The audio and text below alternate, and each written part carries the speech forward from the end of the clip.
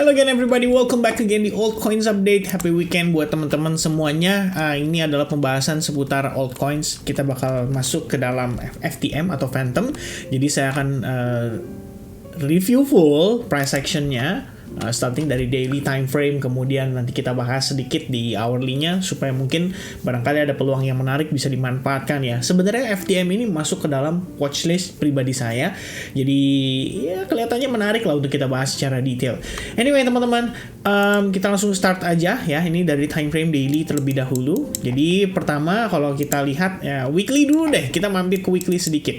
Nah sebenarnya weekly ini adalah pergerakan yang cukup menarik ya, karena FTM itu sebetulnya sempat create yang namanya higher high. At least untuk pergerakan di jangka pendek, saya pikir higher high ini bisa punya pengaruh yang cukup signifikan untuk kenaikan lanjutan ya. Kalau misalkan memang FTM ada cukup demand lah untuk ngangkat harganya lagi. Karena di sini juga teman-teman bisa asumsikan bahwa saat ini proses development higher low-nya tuh sedang dibuat. Permasalahannya adalah closing time frame weekly pada FTM kelihatannya memberikan pengaruh yang cukup negatif ya untuk sementara waktu ini. Tekanan sellersnya tuh cukup signifikan. Plus kita juga ngelihat ada downshift pada exponential moving average 8 dan 21 di time frame weekly. Ini artinya secara momentum mungkin ada pelemahan sedikit dari sisi buyersnya. Jadi setelah buyersnya ngepump lumayan signifikan dalam berapa nih ya, 1, 2, 3, 4, 5 minggu ya berturut-turut tuh close candle cukup signifikan. Nah sekarang udah berminggu-minggu kita baru proses koreksi menuju ke candle yang ketiga atau penguatan yang ketiga. Jadi di open candlenya ada proses retest mungkin ya terhadap level tersebut. Nah kalau kita lihat secara time frame daily, memang pada area tersebut teman-teman bisa identifikasi sempat ada demand yang cukup signifikan ya, harga sempat ketahan di sini jadi reject sedikit, ada koreksi, habis itu masuk ke area tersebut kita langsung dapetin pump ya lumayan signifikan, nanjak sampai beberapa minggu ke depannya. Beberapa hari ke depannya maksud saya. Kalaupun teman-teman cek based on candlestick Heikin Ashi, saya pikir di sini adalah retrace sesaat dan kita bisa lihat di sini ada satu buah candle merah mengindikasikan bahwa ada selling pressure yang sempat masuk di sana dan kemudian dibalas lagi dengan buyers yang cukup signifikan dalam satu candle. That's why area tersebut kita bisa identifikasi sebagai area demand. Nah, pada pergerakan tanggal 10 Maret kita sempat testing ke level tersebut tapi langsung mendapat reaksi cukup keras dari buyersnya dan langsung nanjak lagi. Nah, permasalahannya teman-teman, waktu lalu kayaknya last time kita analisis seputar FTM. Kita expecting harga bisa bertahan di sini dan ada potensi membentuk konsolidasi dan pada akhirnya berpotensi untuk rebound lagi. Tapi sepertinya proses ini akan lebih panjang daripada yang saya expect sebelumnya. Jadi bisa jadi ini kita lihat ya sebagai progress ABC corrective waves. Nah, yang menarik adalah bagaimana proses saat ini itu terjadi dalam tempo yang cenderung lambat. Ya, kalau kita lihat bahkan saking lambatnya tampak seperti membentuk semacam falling wedge pattern. Jadi tekanan sellers yang terakhir masuk di FTM ya di pergerakan ini saya nggak tahu sih, mungkin disebabkan oleh sisi fundamental juga atau gimana, tapi setidaknya dari price action pun memang kita bisa lihat ya setelah breakdown terjadi dari sini FTM setelahnya tuh mengalami momentum yang cukup kuat dari sisi sellers. Ya, harganya setelah breakdown itu nggak pernah pullback signifikan. Kita cuma bertahan di bawah area exponential moving average 21 dan bahkan kalau teman-teman lihat mungkin ini di time frame yang lebih kecil sepertinya membentuk semacam membentuk semacam ya kayak head and shoulders lah ya. Ketika kita melihat progresnya di sini dia sempat create equal high tapi kemudian dia create lower high. Jadi jatuhnya seperti konfirmasi pelemahan momentum dari sisi buyers dan sellers mendominasi pergerakan untuk saat ini. Nah, kalau misalkan memang kita di bawah testing terhadap level demand zone, ini artinya sebenarnya sebentar lagi FTM tuh punya potensi untuk rebound. Ya, kita perlu lihat bagaimana harga mendapatkan reaksi dari level tersebut dan apakah FTM itu masih mau dipertahankan oleh buyersnya.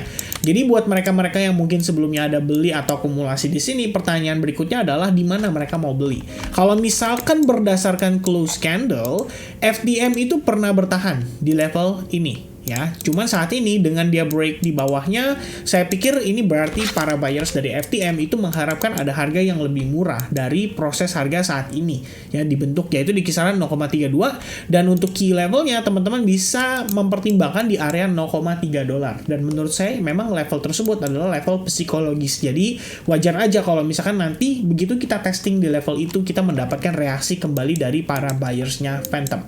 Alright, so time frame daily so far dengan penurunan yang cenderung terbatas ini ya, membentuk semacam falling wedge, ini berarti bisa memberikan kita semacam indikasi bahwa tekanan sellers ini bisa jadi sifatnya hanyalah koreksi saja ya, jadi sesaat atau sementara, dan pada akhirnya kita memiliki peluang untuk melihat FTM tuh kembali rebound lagi. Nah, untuk mengetahui istilahnya timing atau istilahnya kita bisa ngeliat indikasinya, kita mungkin bisa mengandalkan time frame hourly-nya.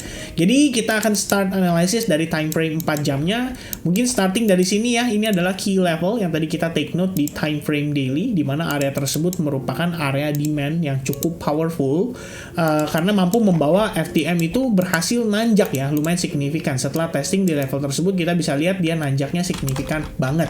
Nah, terus pada pergerakan saat ini di 4 jam, kalau kita perhatikan, ini FTM sebelumnya sempat create base ya. Base ini tuh nantinya bisa digunakan sebagai salah satu patokan area kita untuk menentukan apakah kita sudah boleh exit atau mungkin taking profit sebagian kalau teman-teman ada yang berencana untuk buy FTM. Nah, satu pertimbangan saya adalah di sini kita bisa lihat membentuk semacam trendline ya, dan trendline ini yang tadinya kita sempat identifikasi di time frame daily itu berpotensi membentuk semacam falling wedge ya. Jadi dari sini teman-teman. Lalu di topnya ini kalian bisa asumsikan atau kita bisa simpulkan bahwa ada supply di sana, karena seperti yang terlihat ya bagaimana penurunan ini terjadi dalam tempo yang cukup agresif. At least pada time frame 4 jam teman-teman bisa lihat ini ada pergerakan satu swing menurun dan dia mampu create lower low.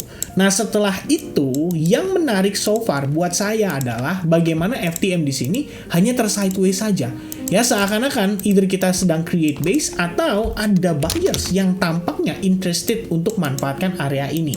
Jadi kalau misalnya dari time frame 1 jam teman-teman bisa lihat harga ini tersideways, benar-benar tersideways dalam range yang sangat sempit, dan tampaknya ya kalau misalkan kita mendapati FTM berhasil close di atasnya, ini bisa menjadi sebuah peluang yang menarik untuk dimanfaatkan.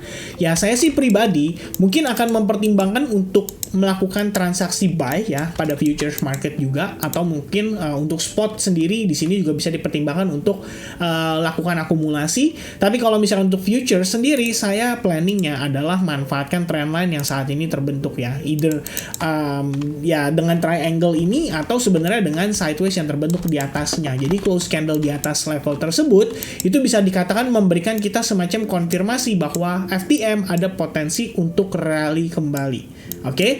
Nah, personally saya akan coba untuk menunggu itu ya, menunggu konfirmasi itu untuk terjadi terlebih dahulu, dan sebisa mungkin sih saya pengennya nggak terjadi di weekend, karena kalau misalnya terjadi di weekend takutnya potensi atau probabilitas untuk dia fake out-nya tuh jadi lebih tinggi, sebab volume-nya pasti nanti rendah banget kalau terjadinya di weekend. Jadi kita butuh terjadi sebisa mungkin di market yang lagi aktif bergerak, dan trendline ini menurut saya akan jadi patokan saya sih untuk mempertimbangkan entry point di FTM, di mana stop loss placement atau untuk memitigasi resikonya kita bisa mempertimbangkan area ini untuk dipertimbangkan ya sebagai penempatan stop loss yang ideal, dan itu di bawah $32.50 dengan catatan breakout harus terjadi, dan untuk mitigasinya adalah apabila dia break dari low sebelumnya. Jadi ini adalah mitigasi pertama dan ini adalah yang kedua. Oke, jadi kita manage transaksinya supaya lebih secure dan bisa meminimalisir resiko. Jadi untuk saat ini, waiting for the close candle at 1 hour time frame untuk memberikan konfirmasi adanya higher high, dan teman-teman bisa pertimbangkan mungkin masuk di pullback-nya atau gimana, yaitu kembali lagi ke discretion masing-masing atau trading system masing-masing. Alright, so that's for FTM. So far saya ngelihat ini biasnya ya bisa dikatakan ya untuk jangka pendeknya sih kelihatannya sellers masih mendominasi, tapi ada potensi lah yang bisa dipertimbangkan bahwa FTM itu bisa terjadi reversal. Hopefully reversalnya bagus, confirmationnya juga oke, jadi kita bisa manfaatkan sama-sama untuk melihat FTM rebound kembali dengan bagaimana progres saat ini memang cenderung korektif. Jadi dia bisa follow up buyers yang masuk sebelumnya. Oke, so I guess that's it everyone. Thank you so much for watching this video. Mudah-mudahan apa yang saya share di FTM ini bisa memberikan perspektif atau mungkin tambahan referensi analisis dan lain sebagainya.